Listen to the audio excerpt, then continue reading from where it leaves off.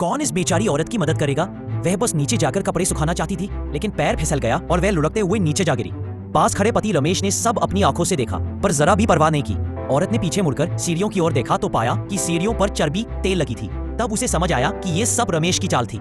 लेकिन कहानी यही खत्म नहीं होती। जब पत्नी सीमा ने रमेश के लिए खाना बनाने की कोशिश की, तभी आग का बड़ा धमाका हुआ और रमेश का हाथ जल गया। फिर भी रमेश ने ठंडी नजर से देखा, जैसे कुछ हुआ ही ना हो। असल में ये सब रमेश ने जानबूझकर किया था। वह रोज रोज अलग अलग तरीकों से सीमा को मारना चाहता था, लेकिन सीमा किसी भी हालत में उसे छोड़कर जाने को तैयार नहीं थी। आखिर ऐसा क्या था जिसने सीमा को रमेश से बांध रखा था?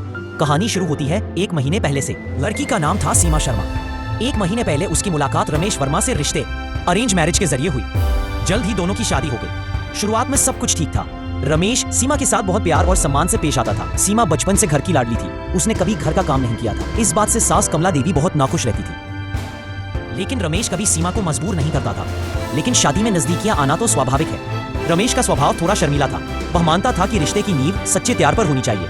क्योंकि शादी अचानक हुई थी, इसलिए दोनों के बीच भावनात्मक जुड़ाव नहीं था। अपनी सोच पर अडिग रहते हुए रमेश अक्सर बहाने से बाथरूम में छुप जाता था। सीमा को यह बिल्कुल पसंद नहीं था। उसने दोनों परिवारों को फोन करके शिकायत की कि रमेश किसी काम का नहीं है। ये बातें रमेश ने अनजाने में सुन ली। गुस्से में उसने हनीमून की टिकट फाड़ दी। इसके बाद दोनों के रिश्ते में दूरियां बढ़ गईं। रमेश ने पत्नी से बेरुखी से पेश आना शुरू कर दिया। कभी दफ्तर से रात भर घर नहीं आता, तो कभी घर आकर तुरंत सो जाता। उसने पत्नी को जैसे एक बेगाना इंसान समझ लिया। सीमा अकेली और उदास हो गई। इसी बीच उनकी जिंदगी में एक नया शख्स आया, नीलेश। वह रमेश का चचेरा भाई था, लंबा चौड़ा और ताकतवर। सीमा पहली नजर में ही नीलेश की तरफ खिंच गई। घर में रहते रहते दोनों की बातें होने लगी। कुछ ही दिनों में दोनों को लगा कि उनकी सोच और शौक बहुत मिलते हैं। सीमा का मन धीरे धीरे नीलेश की तरफ झुकने लगा। उसने चाय बनाना रमेश से सीखा और अगले ही दिन वही चाय नीलेश को पिलाई। नीलेश ने कहा कि उसे मटन पसंद है, तो सीमा बाजार से मटन लेकर खुद पकाना सीखने लगी।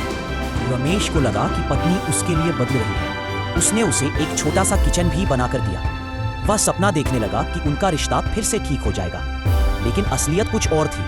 रमेश के सिर पर धोखे का ताज सज चुका था। अचानक नीलेश बिना बताए चला गया। सीमा, जो सोच रही थी कि वह नीलेश के साथ भाग जाएगी, टूटकर बिखर गई। उसने मजबूरी में रमेश को सच बता दिया। सच सुनकर रमेश का चेहरा जम सा गया, लेकिन उसने कोई गुस्सा नहीं दिखाया। वह चुपचाप खाना खाता रहा। जैसा कहा जाता है, काटने वाला कुत्ता भौंकता नहीं। बाहर से शांत दिखने वाला इंसान भीतर तूफान दबाए बैठा होता है।